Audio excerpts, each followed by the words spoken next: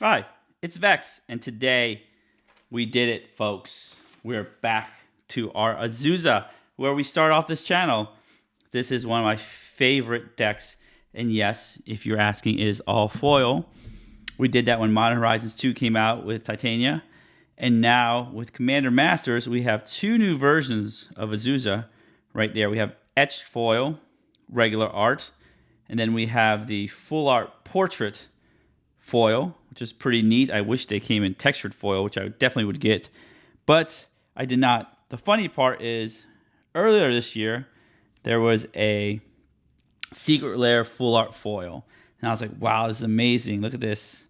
And then they just did double tap, boom, another full art foil. I was like, come on, let me enjoy this foil for just a little bit before you come up with another full art foil. But they did it. And at this point, I was like, you know what? I'm just gonna get all the foils, right? I even went back in time and got the original Kamigawa foil, which has a different picture than my original Azusa, which I started off with, the M25 Azusa here. I know there is a promo Azusa with a shooting star. It's just like this, except for it has a shooting star instead of the Kamigawa ink, otherwise known as a watermark. Then I also said, forget that. I'm gonna get an Ultra Sleeve of Azusa. This is the same artist. The art looks very familiar as the MTG Goldfish thumbnail artist. I think Adriano, last name starts with a K. I can't remember it right now, but yes, Ultra Sleeves has cool Ultra Sleeves by this person, so definitely get their Ultra Sleeves. That is the first change I've done to my Azusa deck. Is I'm just including all of the foils. Usually, it's just this one right there, and I was like, you know what? I was gonna do this, replace it here, and then they just came out with too many. I was like, I'm just gonna do them all. I even took this one back from the old binder, put it back. So it was this one, then I got this one. Then I was like, oh, I was gonna Ultra Sleeve one. Then this one came out. This one came out with it, and I was like, screw it, I was gonna get this one as well. Get them all. Unfortunately, I was hoping there's some big updates for this video. If you've seen my video, followed my channel, I've done Azusa updates for years. I haven't done one since Brothers War, and I know it's been a while. And there just hasn't been revolutionary updates to this deck. But there have been some cool art updates, so we'll just go over them real quick. If you want to check out my previous videos, they're in the link below, along with the deck list of the current deck. The deck list of any previous deck I've done on the channel is in the description below. All right, so let's get to it. These are the cards going out. Boom. 5 cards, that's it. And the funny part is these are cards going in. Right here. Blast Zone, just another art. We have Fable Passes, just another art. This is the Galaxy foil. Extended. This is a full art, this extended art, so that's getting replaced here. We have Vorinclex replacing the other Vorinclex. Right there. We have Lotus Cobra being replaced by Nissa. Essentially, they both have the same ability, landfall, make a mana. Nissa just does more things, and this is, of course, Nissa-themed deck, as in the Nissa playmat. Yes. We have Conduit of Worlds replacing Praetor's Council. That's a hard replacement. I couldn't really find a good card to replace. Praetor's Council usually has a lot of mana involvement. It's really good, except for Conduit of Worlds does the thing that this deck wants to do. It's got the sweet, sweet text of, right here, you may play land cards from your graveyard. Right there. 2 green. 1 more mana than Crucible Worlds is a green color identity. It also has the bonus, tap, choose target non-land permanent card in your graveyard. If you haven't cast a spell this turn, you may cast that card. If you do, you can't cast additional spells this turn. Activate only as a sorcery. So it does have graveyard shenanigans. This deck is, graveyard theme. It likes getting things back from graveyard. And then this doesn't get things back to hand, but at least it recasts it from the graveyard. So very on theme for this deck. You can see we have the new... This is Secret Lair Blast Zone. This is my second Blast Zone. Now this is my third one. Dominaria United had a extended art Blast Zone, so I had to get that one. I might change it back. I like this art better, but this is extended art, so I got that. Of course, I love all the cool little foiling. You have full art, Galaxy foil, Fable Passage compared to just extended art. So I thought that was really neat here. I like this Vorinclex better because we're all about getting forests. So let's read this one. 3 green. Trample Reach, 6/6, a pretty big body here. This is only 7/6 trample. This Reach Reach is special. Don't forget that. People forget about it. Boom, you can block little flying creatures. When Vorn collects ETBs, search your library for up to 2 forest cards, and they don't have to be basic. Could be a gingerbread cabin. Reveal them, put them in your hand, and shuffle. That's cool. Then it does have big mana activated ability, 6 green, exile it, and then turn it around. Do it as a sorcery. When you turn it around, exile, and then put it into play, transform into the Grand Evolution.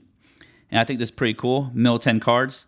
Put up to 2 creature cards among them onto the battlefield, which is, again, more graveyard theme, which I really like. Distribute 7 +1/+1 counters among any number of target creatures you control.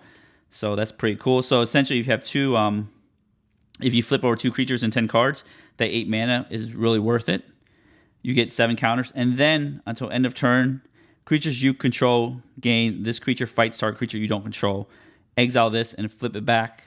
When you exile, flip it back, and ETBs again, get 2 new forests. So you can see how that is pretty sweet. Vorn collects, and it's easy to cast, 5 mana value there. Okay, so let's talk about these 2 swaps here. This is a deck. I do like playing Lotus Cobra on turn 2, which is really good. Before I hit Azusa on turn 3. But I think Nissa is so good that I have to put this 3-drop. I'm replacing 2-drop with a 3-drop, but I'm also going down on mana here and here, so not too bad. This is Landfall. Whenever land ETBs under your control, add 1 mana of any color. Same as Lotus Cobra, that has bonus. Then if this is the second time this ability has resolved this turn with our fetch lands like Fabled Passage and etc. Reveal cards from the top of your library until you reveal an elf or an elemental card. Put that card into your hand, and the rest of the bottom. So that's really cool. We do have a lot of elementals like Bane of Progress. We do have some elves like Nissa, the card. The other Flip Planeswalker card. And that's about, the changes in the deck. Of course, every time I do this, I really just love looking at the deck. So now we're going to do our swaps. We're going to take this out. This looks gorgeous, doesn't it? This other Vornclex here. Put this Vornclex in here. Predator's Council goes goodbye. Then we put Conduit of Worlds in there. Lotus Cobra, which I really like this art, actually. This is my 3rd Lotus Cobra or something. I know, I keep going through them. Nissa. Oh, this edge foil is okay, but they had the old border. They didn't have a showcase foil, which is kind of upsetting, actually. Fabled Passage, gone away. Replaced by another Fabled Passage. Right there. Then we have Blast Zone, gone away. Replaced by another Blast Zone.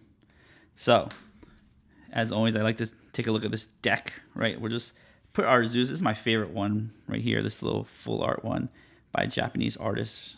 So I think this is gorgeous looking Azusa. But I have them all, so, sometimes I can just switch it up. Shuffle and play, right? So my Azusa here. We have what we love to do. We have our land destruction spells, which I love, love, love. We have our fetch lands. Boom, they magically appeared through magic of editing. 6 fetch lands right there. We have the original Zendikar Expedition lands, I love. Zendikar Rising Expedition, then Fabled Passage, some fetch lands. Then we have, we have some utility lands here. We have a forest that Vorn collects and grab, the Gingerbread Cabin. That's our other non-forest, non-basic forest. We have our basic forests, and all of them have to have the little forest broccoli symbol. I think that's pretty neat. Snow-covered forest. Other forest I like the art of. This is Surge Foil right there. I love the Ravnica ones. Such a beauty. And then Rebecca Gay one. Such a beauty there too. Here, so we have these forests. We have Beseju, full art Beseju. That looks amazing there. We have, what else? We have a Cycling Tranquil Thicket. Yavimaya, Cradle of Growth. We have Desert, more cycling action. Castle Brambury. Cycling is great because you cycle in the graveyard and replay it. Right there, we have our utility lands. Vasua. This is from the Vault. So nice. Thespian Stage. War Room. We have Scavenger Ground to get rid of everybody's graveyard, including ours. Just be careful with it. Ancient Tomb, Guildless Commons. This one you use to bounce it. You play it, bounce it, play it, bounce it. Back of your hand, so you get tons of landfall triggers. Ancient Tomb, double your 2 mana value. 2 mana producer. Field of the Dead, zombies. That looks absolutely great right there. And you have utility land as in Blast Zone.